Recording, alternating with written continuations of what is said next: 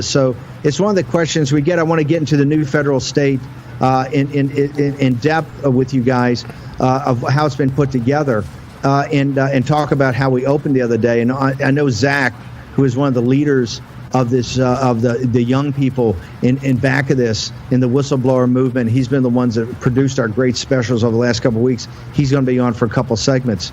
But I want to toss about to you guys in the studio.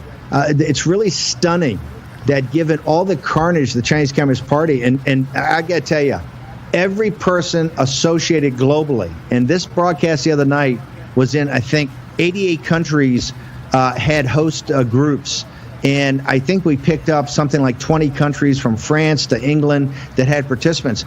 Every person in the new federal state of China that's associated with this new entity absolutely believes Antifa is taking money from the Chinese Communist Party. There's just no doubt. They say you can tell that these are bad guys, and it may not be solely funded by the Chinese Communist Party, but they definitely got their hand in it. And these people point to the social media and how they're stirring the pot and trying to drive this. So they're just saying the Chinese Communist Party is an enemy number one to the people of China. That's why they felt the necessity to actually announce a new government that will replace it because it's lost its legitimacy. But as importantly, they say this is an enemy of the American people.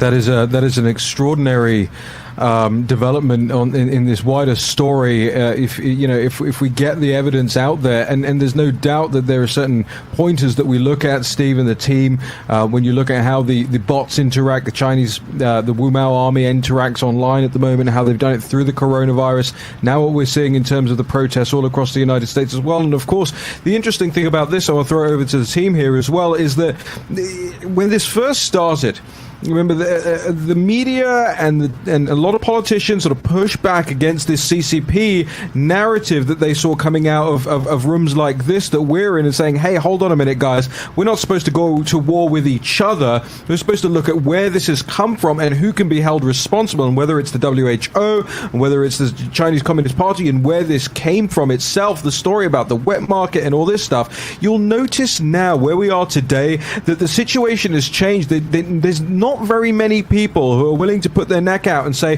oh, those guys are conspiracy theorists, right? You look at what Sir Richard Dearlove, the former head of MI6, had to say about this just this past week when he's talking about the coronavirus, quote, starting as an accident. He's talking about a Chinese laboratory. He mentioned gain of function, all of this kind of thing. I want to throw to Posobiec and Maxi here.